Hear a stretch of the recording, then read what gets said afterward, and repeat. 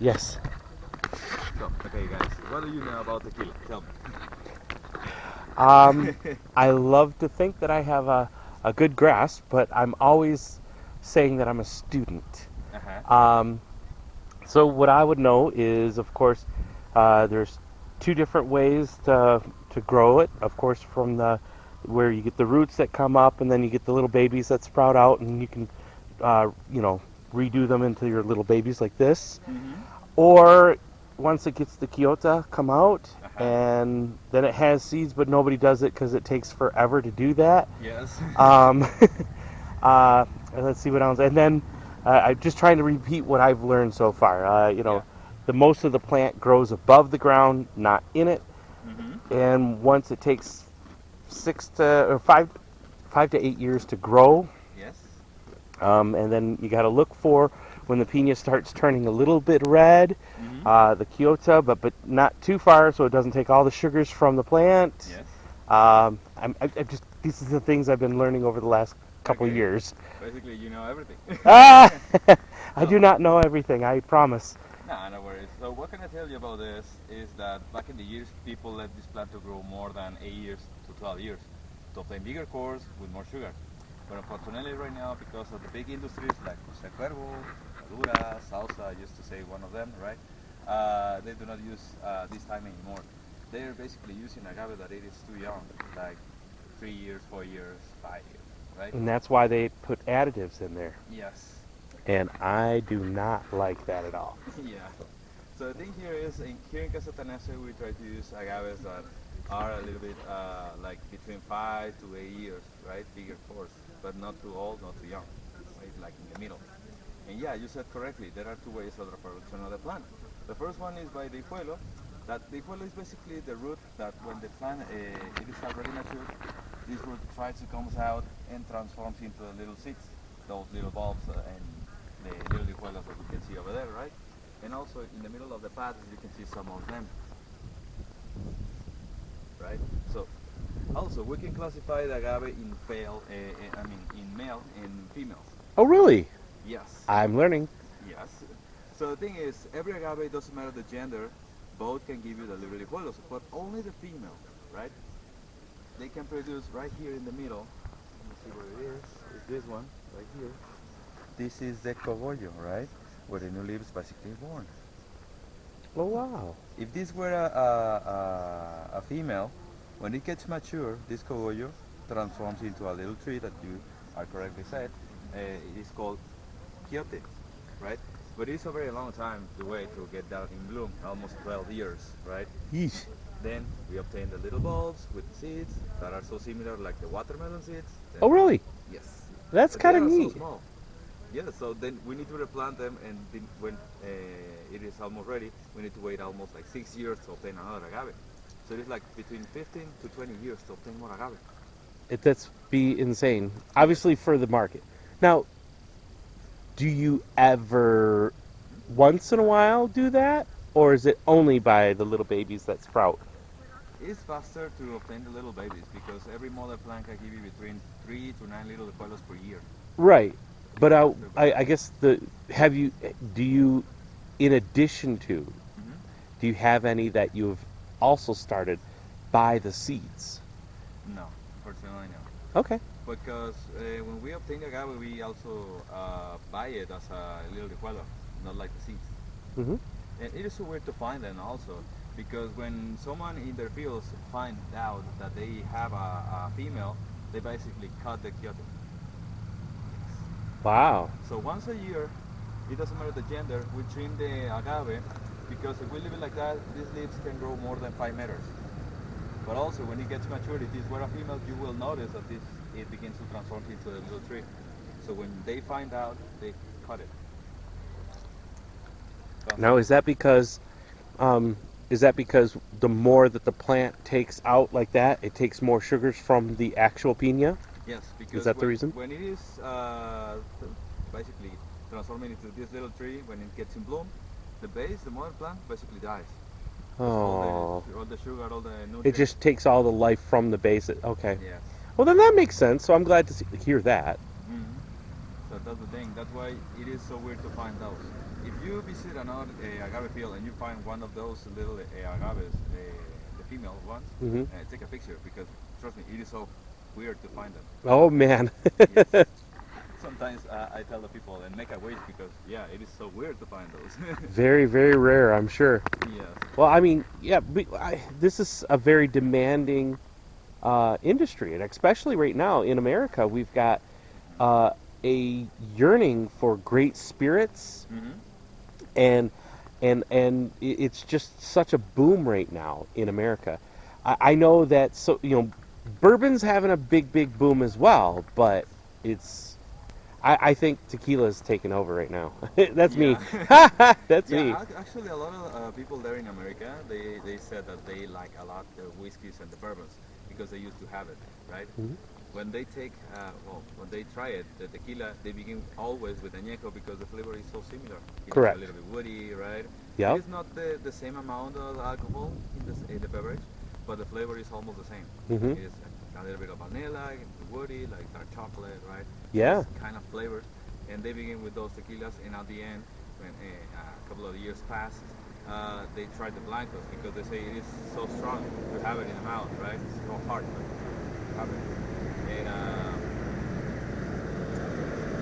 But it's I feel as if some people can get themselves into um, a situation where you're trying tequila as it should be made, thus Antanasio. mhm. The flavors are mind blowing, Yes, and you can take people from a gin or a vodka and show them a good blanco tequila yeah, that doesn't have additives, that doesn't have glycerin, it doesn't have the fake sugar stuff in there, yes, and you taste something as delicious as Antanasio, I think you're going to win over a lot of people. yes. That's me. You Yeah, know. that's what we try to do. Actually, Rene was traveling the last weekend. He was in US, Yeah. and sometimes he brings his daughter, Shasib, and they do the marketing thing there in US and different. I think I saw the pictures. He was in Texas, was he not? Yes, That's what I thought. Okay, I told you I've been watching him. yeah, He's just I'm a fan. I am a fan, yeah. to for sure. I noticed that. And what do they do to when they visit those kind of places is that they invite people to try our beverages, comparing it with another beverages that they tried before, right? So the tastings, those tastings are very important because we try to show the people how to drink tequila. It doesn't matter the brand, but the thing how do you can do that, right? Yeah, Using the different don't. parts of the tongue, the breathing, right? It's very important to do it. It makes a big difference. Yes. I've learned so much this whole week I've been here.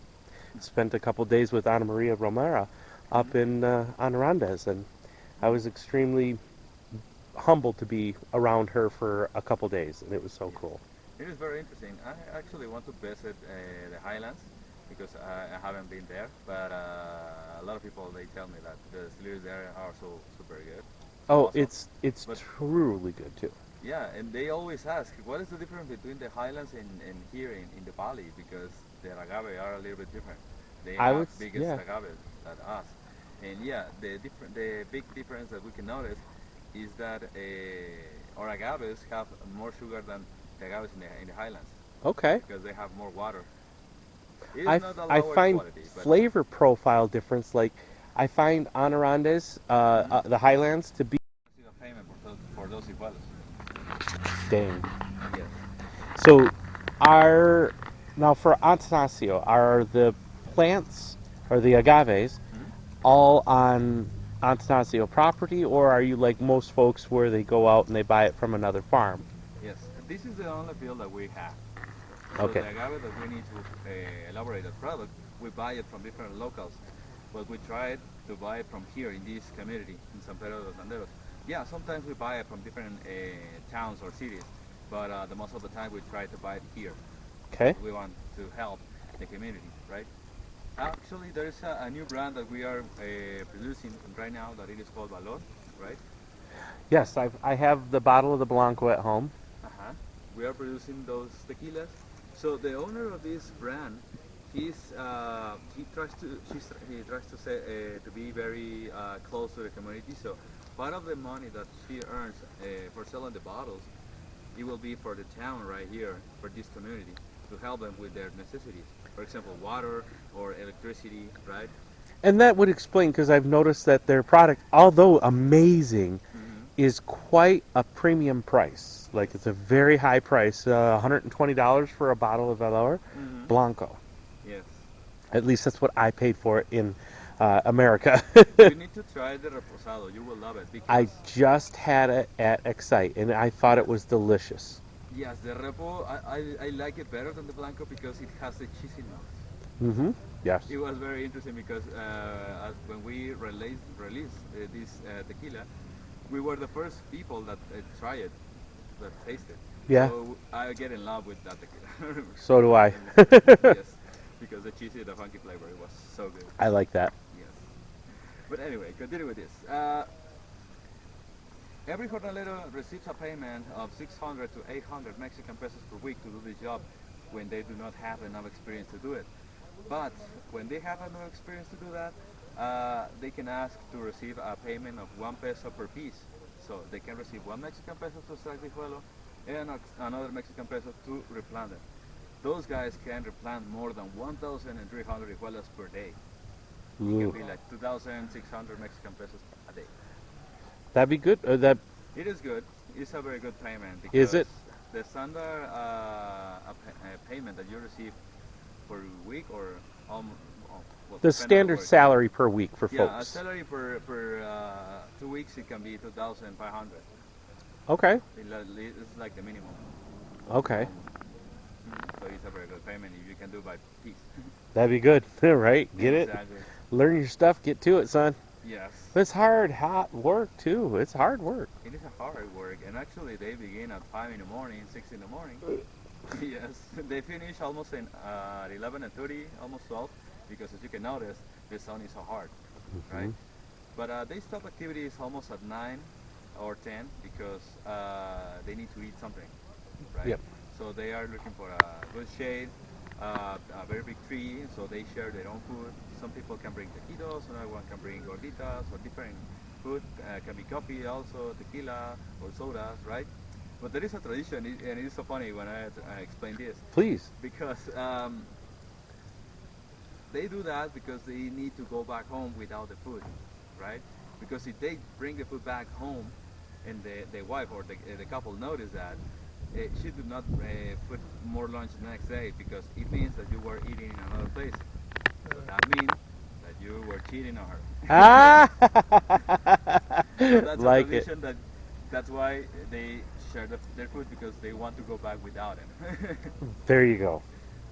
That's the thing. That's awesome. I like that. Yes. I mean, it's better than where my mind was going at first. I'm like, well, if everybody's used to their sharing and he comes home with the food, then she might be thinking like, oh, they don't like my my cooking.